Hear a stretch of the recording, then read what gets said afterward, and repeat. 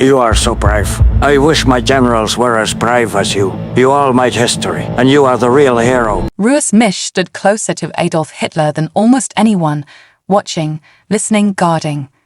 As his bodyguard and telephonist, Misch witnessed the dictator not only as a leader, but as a man, unpredictable, charming, ruthless, and at times disturbingly ordinary.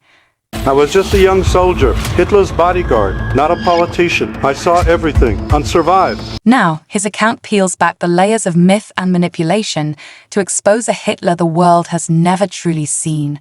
The last witness to Adolf Hitler's final hours has himself died. From secret conversations in the Reich Chancellery to quiet moments in the bunker, Misch's revelations are stunning. This isn't just a look at the monster of history, it's a chilling portrait of the man behind the madness. Entering the Führer's service, Rochus Misch's path into the inner circle of Adolf Hitler's regime was shaped less by ideology than by circumstance. Born in 1917 in what was then Silesia, Misch lost both his parents at an early age and was raised by his grandparents. Like many young men in Germany during the 1930s, he was swept up in the wave of nationalism and joined the SS, the paramilitary wing of the Nazi Party, in 1937. Initially, it was a decision driven more by a desire for security and belonging than by deep political conviction. The SS, for young recruits like Misch, offered a stable future, regular pay, and a sense of identity at a time when Germany was still reeling from the economic collapse of the Weimar Republic and the bitterness of World War I's aftermath. His fortunes changed quickly. In 1938, Misch was selected to join the Leitstandarte SS Adolf Hitler, an elite unit originally formed to serve as Hitler's personal bodyguard. This was no ordinary assignment. The Leitstandarte operated at the highest levels of Nazi command and included only men deemed absolutely loyal to the Führer. Admission required rigorous physical conditioning, unshakable obedience, and unwavering allegiance to the Nazi cause, or at the very least, the ability to convincingly demonstrate those traits. The unit accompanied Hitler during public events, guarded him during private meetings, and maintained an almost constant presence around the top leadership of the Third Reich.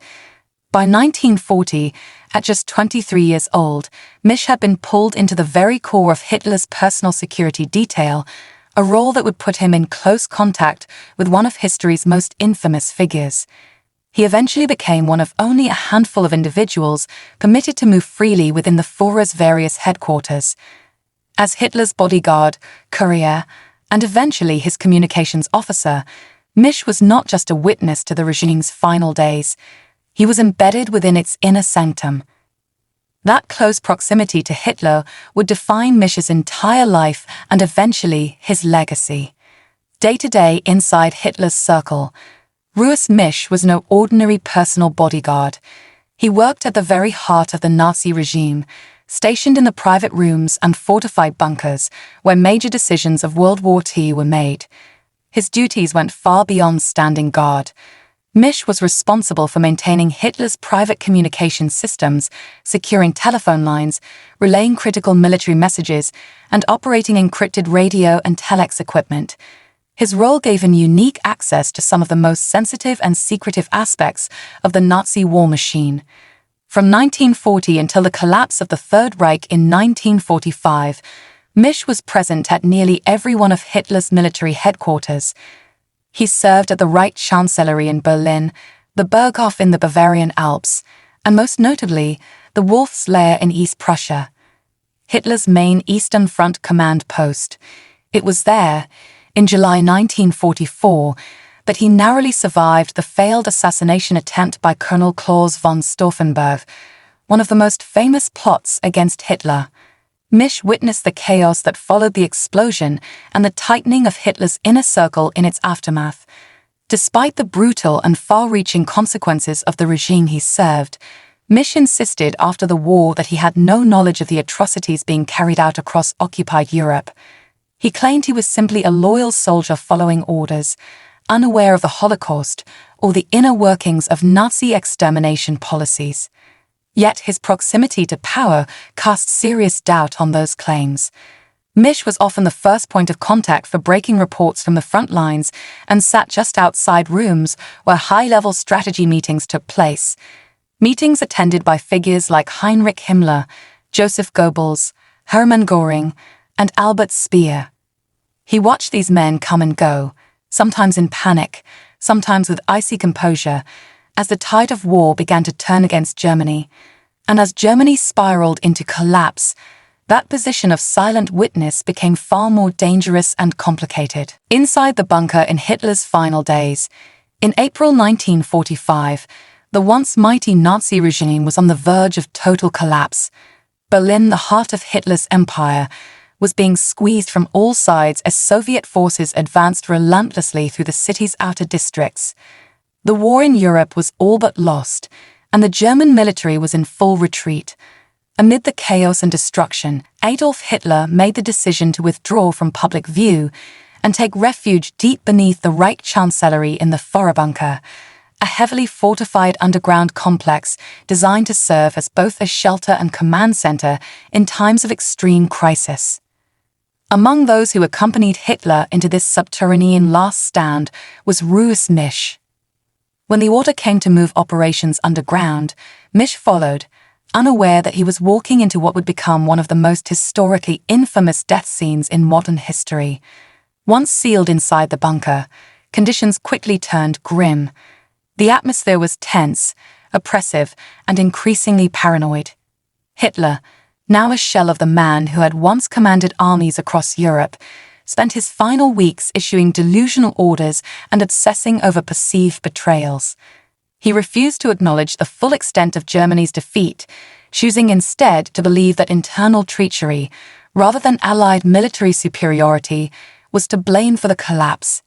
Rochus Misch remained at his post throughout this psychological unraveling, maintaining the bunker's critical communication systems. But as Soviet artillery grew louder by the hour and reports from the battlefield turned increasingly hopeless, even routine tasks began to feel surreal. The war outside was ending in fire and rubble, but inside the bunker, the Nazi elite clung to their illusions of control, even as their world collapsed around them. By late April, most of the city's defenders were either dead, captured, or in full retreat. Berlin had become a battlefield of desperation, and the bunker itself was now more prison than fortress. Inside, Joseph Goebbels, Hitler's propaganda minister, remained fiercely loyal. So did Martin Bormann, Hitler's private secretary. Not for 1 second did Misch think of abandoning the Führer, but even their determination couldn't mask the truth. The Third Reich was finished. On April 30th, 1945, Adolf Hitler and Eva Braun committed suicide inside the Führerbunker. The underground bunker where Adolf Hitler committed suicide on April 30th, 1945. Eva took cyanide. Hitler, according to most accounts, shot himself in the head. Rochus Misch was just a few rooms away when it happened. Shortly afterward, Misch saw the bodies wrapped in blankets and carried past him up the stairs to the garden of the Chancellery. There, in accordance with Hitler's explicit instructions, the corpses were placed in a shallow shell crater, drenched in gasoline, and set on fire. The goal was to prevent the Soviet army from capturing the remains and turning them into a gruesome war trophy. Misch remained underground for another 3 days after Hitler's death. By then, the bunker was eerily quiet, filled with a mix of fear, despair, and resignation. Food was scarce.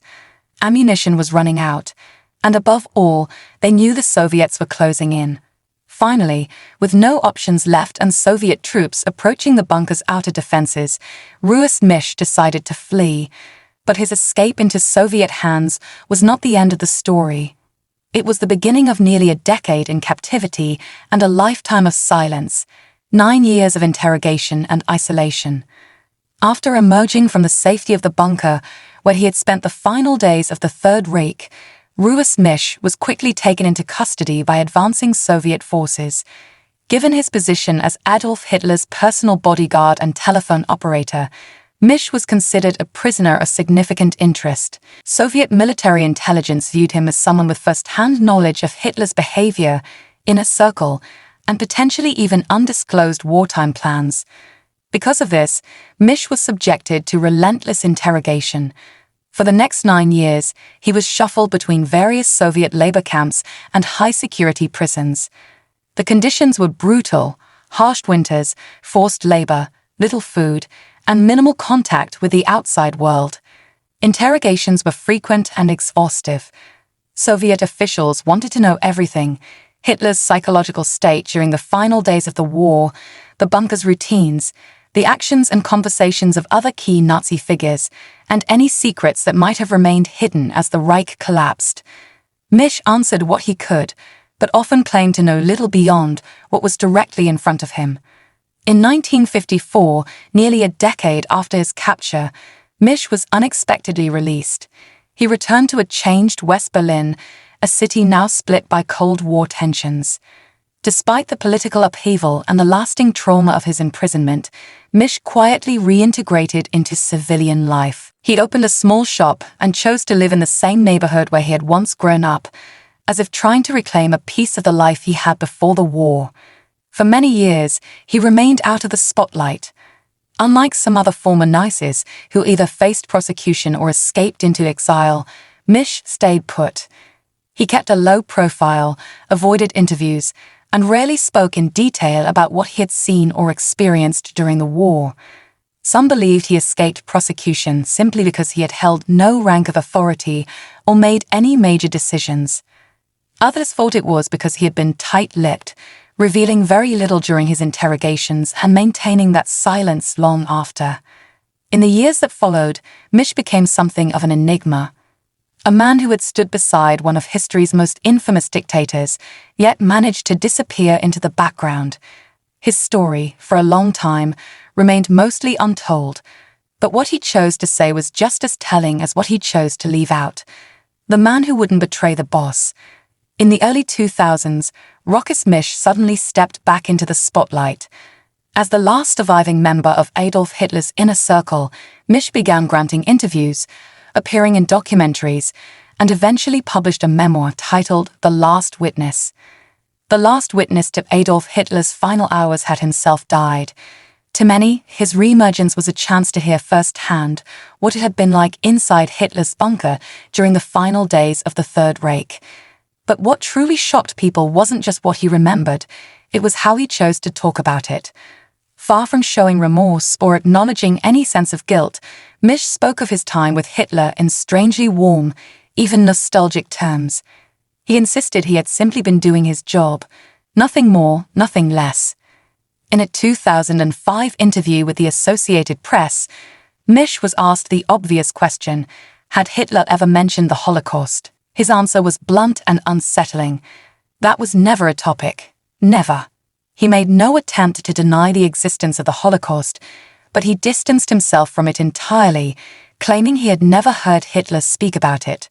4 years later, in a 2009 interview with the BBC, Misch elaborated slightly. He admitted knowing that concentration camps existed. He even named Dachau, the first Nazi concentration camp, established in 1933.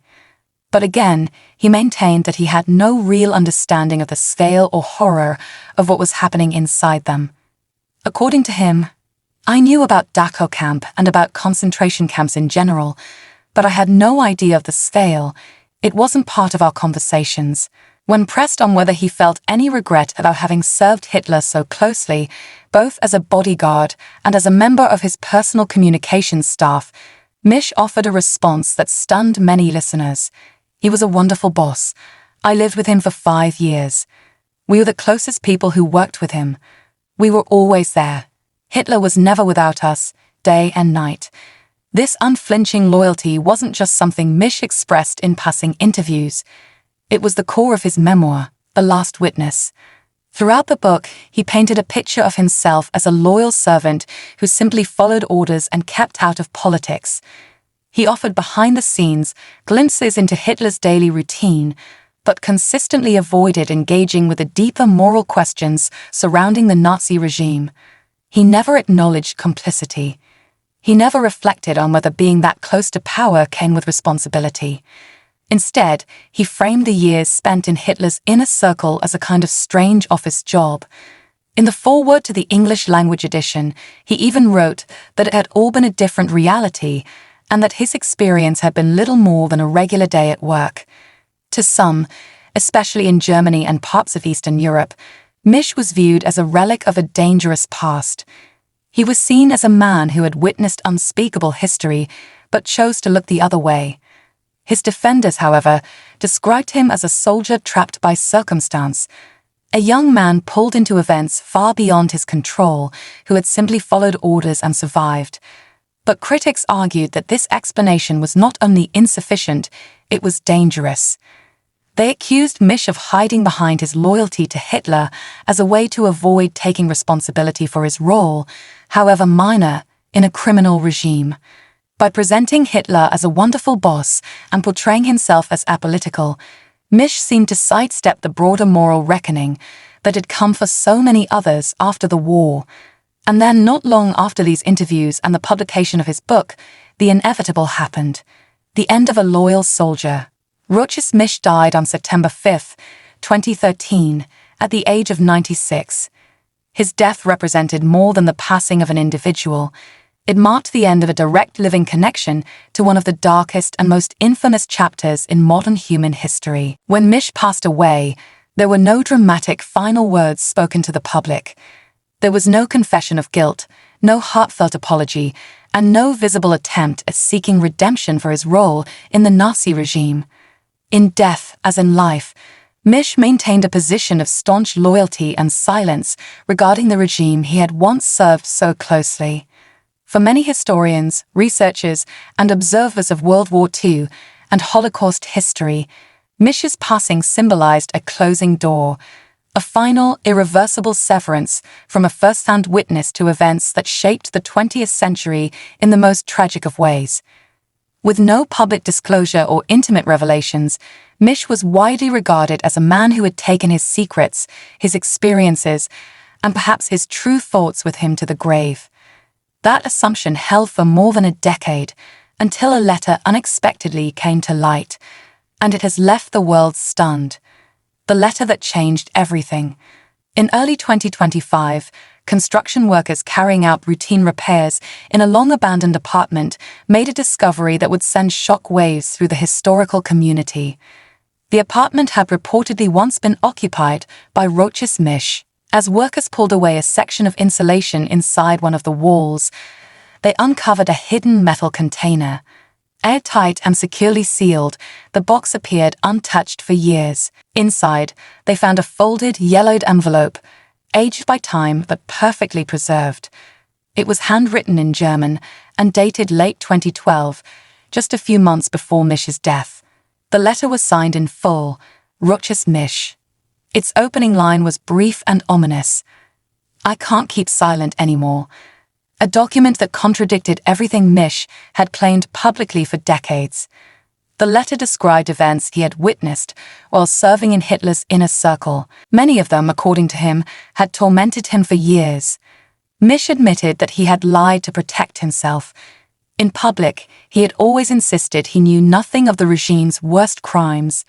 But in private, as revealed in this final letter, the truth was far more horrifying.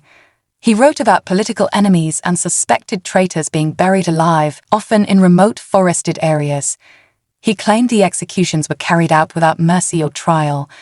According to the letter, Hitler himself sometimes watched the killings from behind protective glass. Misch recalled one moment in chilling detail, victims clawing at the dirt, screaming, while Hitler looked on calmly. He smiled and said, "Justice sleeps best underground." Misch also described poison experiments on prisoners carried out at Hitler's request. He said that Hitler not only observed the experiments, but took notes and insisted on time trials. The tests were repeated with different variations, while the prisoners were left to suffer. Misch stated that he was present for some of these experiments, though he claimed he did not participate directly. The most disturbing part of the letter involved the death of a young girl, reportedly gifted to Hitler by a high-ranking officer as a sign of loyalty and devotion. A few days later, the girl was found dead in the woods near the Berghof, Hitler's mountain retreat. The official report at the time labeled it an enemy ambush, But Misch wrote that he always believed Hitler had ordered her murder, perhaps to eliminate a potential liability. He said the incident was carefully covered up in internal SS files. Throughout the letter, Misch returned to the personal toll these events had taken on him. He wrote of being haunted by nightmares, unable to sleep for nights at a time. "I see their faces at night," he wrote. "I hear their voices under the ground." Misch said he had carried this guilt for decades, locked away in silence. He had told himself he was just a guard, a bystander. But as he aged, the memories became heavier and harder to bear.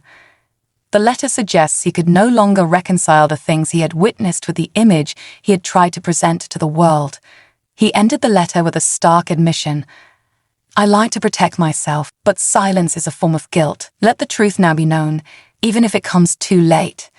Experts who examined the container and the letter believe it was deliberately hidden in a way that would ensure it remained undiscovered until long after Misch's death. The method of preservation, an airtight seal, insulation, and careful concealment, suggests that Misch wanted the truth to emerge, but only when he was no longer alive to answer for it. What began as a letter in an attic has now become a moral earthquake, one that has forced a re-examination of the last living witness to Hitler's regime. The world grapples with Misch's final words.